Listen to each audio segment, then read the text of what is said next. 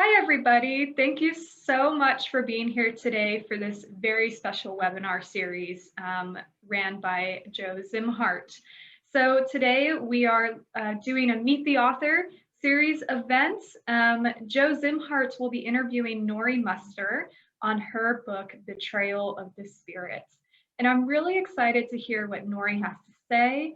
I'm excited to hear and learn from Nori, from her experience through writing this book, and of course, listening to her give a short reading at the end of it all. So at this point in time, I'll turn the time over to the interviewer, Joseph Szimhart.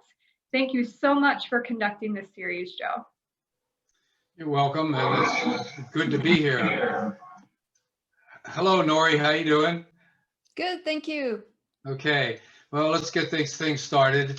We have about a half hour. So we're going to talk about Betrayal of the Spirit. Now, I reviewed this book for ISKCON Journal, I think, or one of those magazines a long time ago.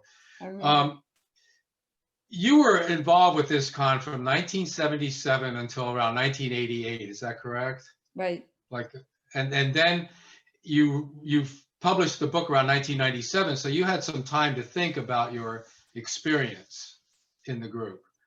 But how soon after you broke away, more or less, did you start thinking about writing the book? Oh, thank you for that question. I started writing the book before I left ISKCON. I started writing it in '88. I enrolled in some classes at UCLA. They had a good writing extension program there. And I took, the first class I took was called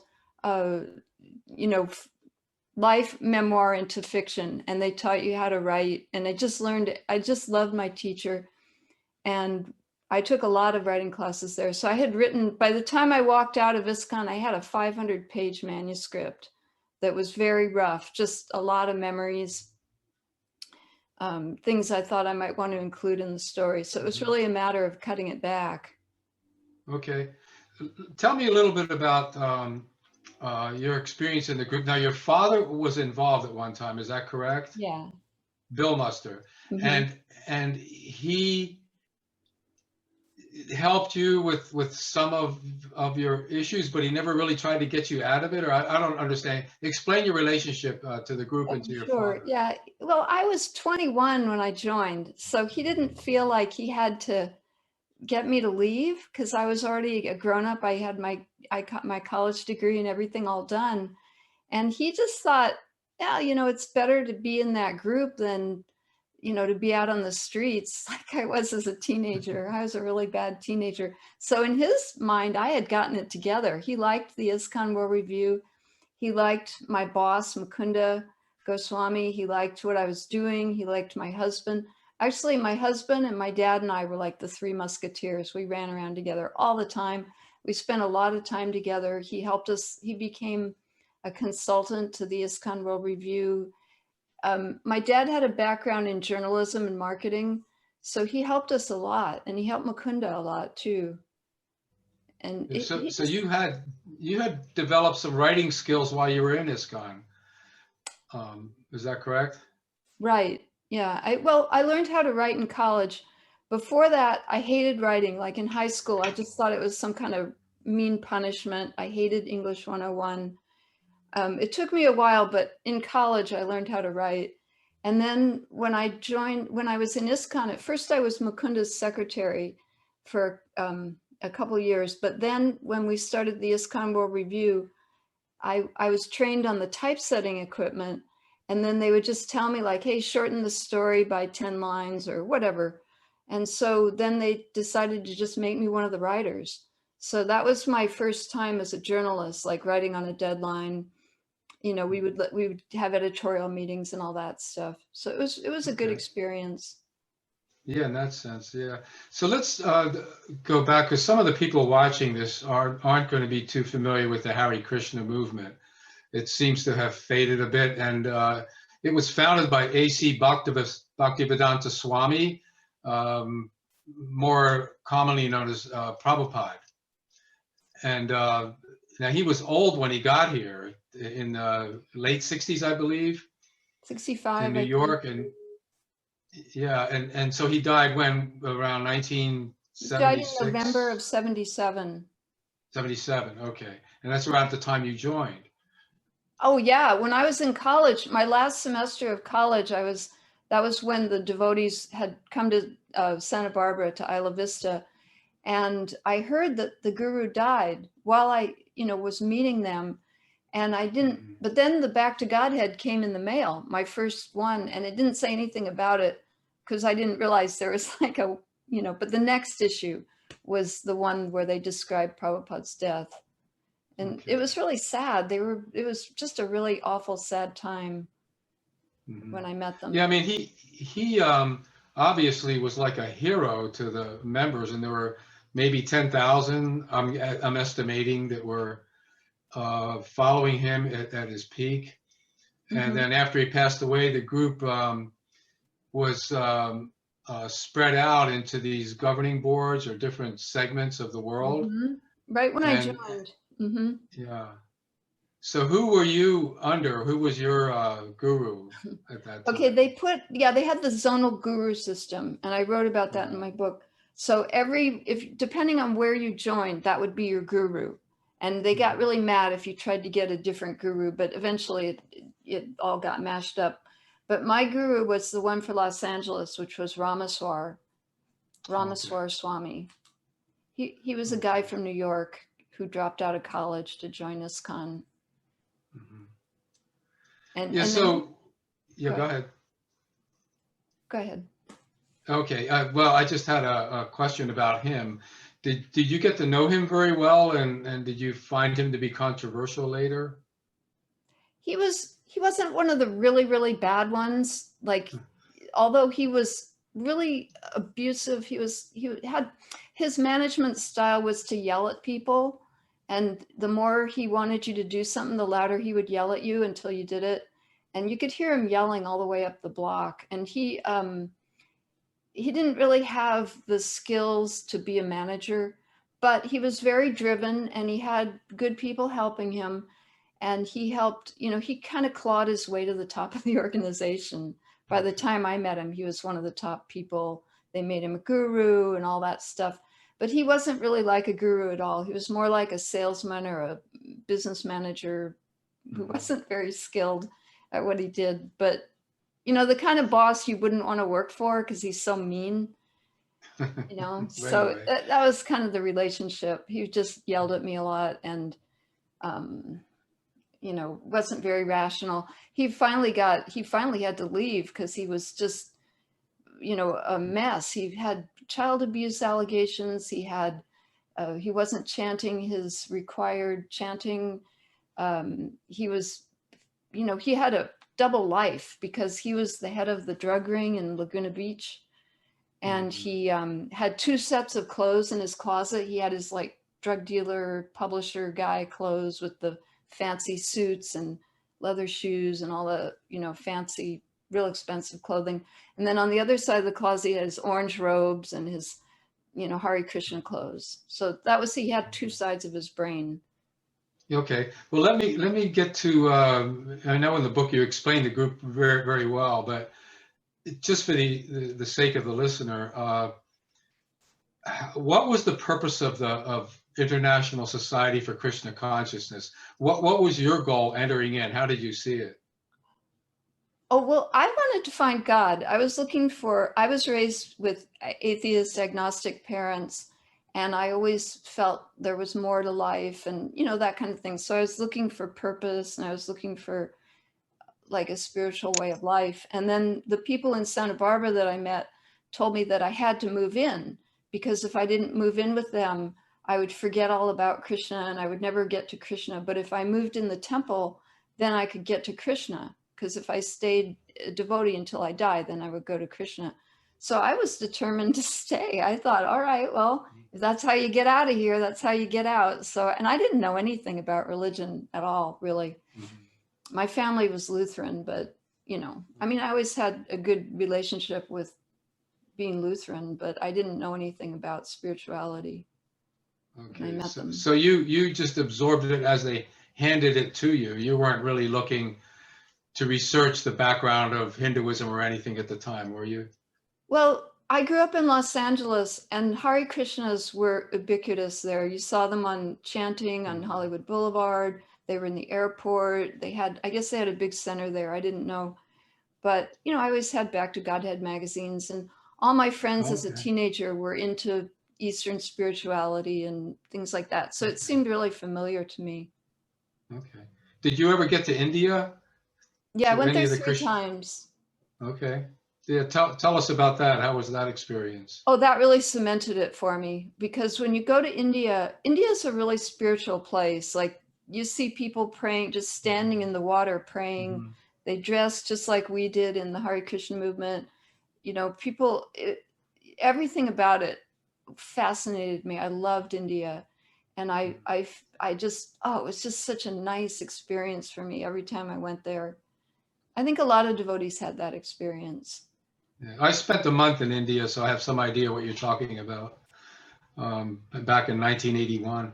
But so did you go to the ISKCON centers in India, and which one were you at over there? The first trip we went, I went with Mukunda and some of the other people from the PR department, and we went to Bombay, or Mumbai, as they call it now, and we went Right. to Vrindavan for, I think it was Prabhupada's disappearance day, the day he died. And it was really sad because we had our PR meeting in Mumbai, and then we went to Vrindavan, and it was just like to commemorate the death of Prabhupada. And I remember standing in his room, which they preserved the way it was. And it was really sad. And then the second time we went to Mayapur, to the Mayapur festival, and also Mumbai and New Delhi and Govardhan, and it was really, really fun. And then I went to the ISKCON centers there. And then the third time was to take my father's ashes after I left ISKCON. And we didn't go to any ISKCON temples. We went to South India. We went to Ramaswaram and Trivandrum, and it's all. And then we went to Mumbai. We did go to the hotel in Mumbai to stay, to catch our plane out. But, you know, there's a lot of temples in India. You know, ISKCON is like just a little piece of it. Right. No, India is riddled with temples. I mean, it's Beautiful. Wherever you go, because you know, I went to Krishna's birthplace in Vrindavan, and it was not very well appointed. It was kind of humble looking, and I remember the Indians that were there were praying very quietly, but there were two Hare Krishnas there, and they were jumping up and down, and they were the most active devotees in that area at the time. So a little bit different style and devotion among ISKCON people than among the Indians. Definitely. Yeah. So tell us about when you began to question the movement and how that came about. What were you observing? Okay, we were doing the ISKCON World Review, and after they killed Sulochan, as you know, the big murder in Los Angeles that made all the headlines and Monkey on a Stick and all that stuff, which was Sulochan, Stephen Bryant, shot in the head near the LA temple by a devotee at the orders of gurus in the movement. I was like, whoa, wait a minute, I didn't really sign up to cover up murders. And I think Mukunda, everyone in our department felt pretty much the same way. Like, this is so over the top. We cannot. And plus I knew the guy. It's horrible, you know. I still feel guilty about it in a way. Not that I had anything to do with this murder, but just if you've ever known someone that got murdered and then you knew who killed him and you knew why, then you're too far into it. So anyway, so my father told my husband and me, like, aren't you going to say anything in your newspaper about this? And we were like, oh no, our policy at the ISKCON World Review is just don't say anything until it blows over. And my father was like, what are you talking about? It's in the LA Times, you know, AP, UPI. It's everywhere. You can't just ignore it. People are going to see it as a cover up. So we decided to start doing more realistic journalism. And the leaders hated that, and they shut us down. And, we had to really struggle to try to be more upfront about what was going on. And eventually I just said, these guys are never gonna, they don't want the truth. They don't want, us to talk about their problems. They just want us to cover it up. So that was why I left. Okay, all right. That's pretty dramatic. I know the story. And Monkey on a Stick was actually good journalism. It did a lot of research on the drug running and the crime. Explain the title Monkey on a Stick. Why would he pick that? Oh, okay. There was a story that Prabhupada used to tell about farmers in India to keep the monkeys at, well, first of all, you've been to India, the monkeys Yes. everywhere, and they can be Yes. really violent, or, so anyways, the monkeys would get into people's crops. So the farmers would get a monkey and spear it on a stick and then put it at the edge of their land, so the monkeys knew not to come in there. And so they said that was the metaphor for Stephen Bryant, was that they killed him as an example to anyone else that would try to stand up to ISKCON. Like, he was writing a book about them, and they killed him. It was scary. I mean, I was like, oh God, it was really hard. One of the worst things about it was that I stayed in the group for like 2 more years after that. I feel so bad about that. I should have just walked out. The ISKCON was, of course, one of the quote top 5 named cults during the cult wars era in the 70s, and along with I won't name the other 4, but it was one of the big ones. And so, trying to resolve the disparity between ultra holiness and then all of this other stuff going on to support the movement, which was drug running, and of course trying to dissuade anyone that was a critic was a big part of it. Now, if somebody quit the group, how did they view that person that left? What was the status of their soul, so to speak, their spirit? Not good. Okay. Like, if you left, they said, if you find God and then you turn your back on God, that's worse than if you never found God. So you go to hell for sure if you left ISKCON. And not only would you go to hell for sure when you die, but you would end up sick, lonely, in the gutter, dying of some horrible disease, and nobody cares. That was what they wished for you if you left. Yeah. I heard a couple of the devotees tell me it was like a dog going back and eating its own vomit or something like that. Oh, that too. Yeah. Going back to dog life. Because you were a dog before you met your Hare Krishna guru, and then if you ever leave, you go back to being a dog. Yeah. Interesting. A lot of colorful metaphors in that group that actually the group took literally. For instance, they didn't believe that that we landed on the moon because it wasn't in their scripture. That particular moon was something else, right? They said, well, they were flat earthers. That's all. They had believed every conspiracy. They were racist. They were misogynist. They were thieves. They were run by the mafia, and most of the members didn't even know it. They just went along with all the protocols and the anger stuff and the, hating women stuff and all that, just to be part of the group, I guess, to be accepted. So how do you see the status of the group now? I mean, there's some older members that were there when Prabhupada was still alive. They're still following the lifestyle, for want of a better word, and from what I understand, some of them have begun to attend more traditional Hindu temples as well, and some of the Indians from India actually worship in some of the Hare Krishna centers. Is that true? There's kind of a mix going on and a relaxation of being so separate. It's a lot smaller than it used to be. There's a lot fewer people that shave their heads and wear the ponytail and the clothes and all that, and get up at 4 a.m. and do all the things like that. But I kind of feel for them, like, they believed in Prabhupada. A lot of the people that stayed were the people that really, really loved Prabhupada and were really sincere.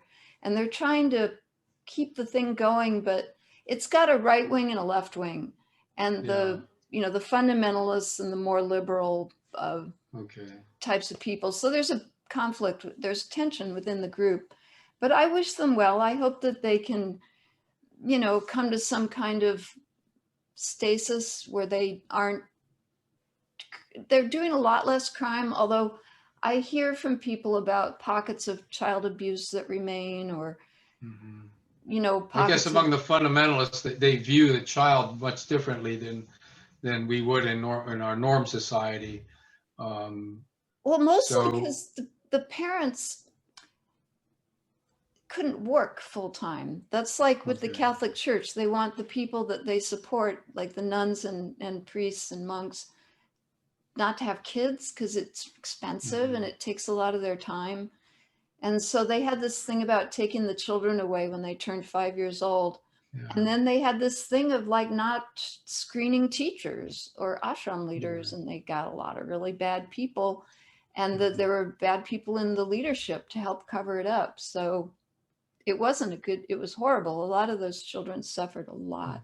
Are there any more gurukulas or the schools for the Hare Krishnas today? Do they still have them?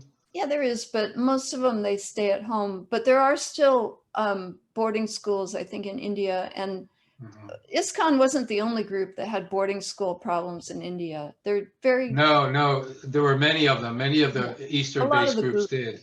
Yeah, it's bad. Don't send your kids to an Indian boarding school, people. Just don't do it. Well, like the Happy, Healthy, Holy group had a boarding school. They had in one, India and also. the TM people. Yogi Bhajan's group, Yeah, a lot of them did. It's not good.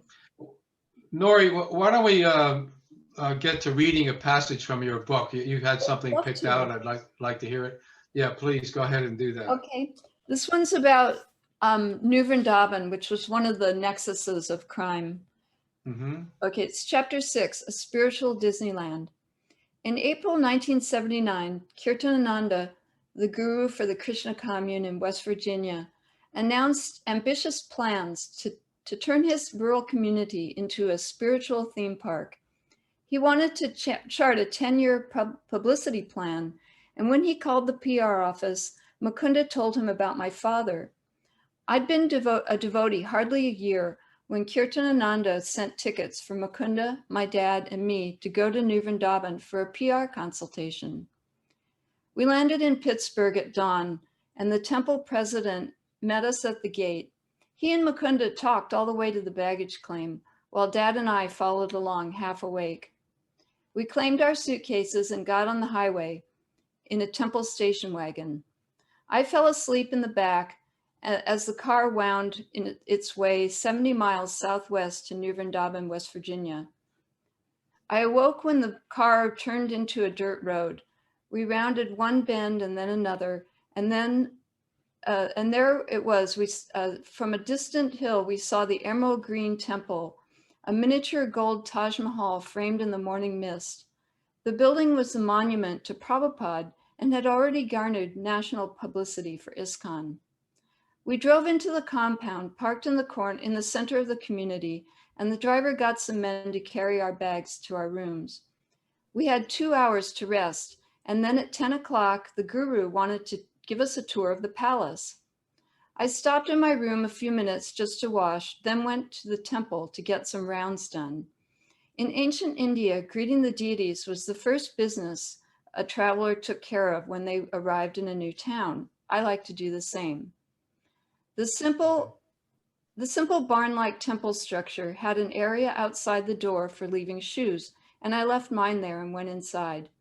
At the altar, I paid obeisances to the Radha Krishna deities dressed in embroidered gowns and garlanded with wildflowers from the surrounding hills. Prabhupada himself had sent those deities from India, and their images appeared in ISKCON's books, movies, and magazines. I had always wanted to see them. A priest worked quietly on the altar, gathering up flowers left during the morning program while I chanted japa. Just about everyone in ISKCON was aware of that history of New Vrindavan, including a 1973 attack on the deities. According to an Associated Press report, 6 men from Kentucky, a Kentucky motorcycle club, broke into the temple during the morning program and, quote, ripped 2 star-shaped chandeliers from the ceiling, cracked the marble altar, smashed the idols, and fired pistols in the air. 4 devotees were wounded, and the suspects were arrested, but a grand jury would not indict them. One of the men was looking for his 15-year-old daughter.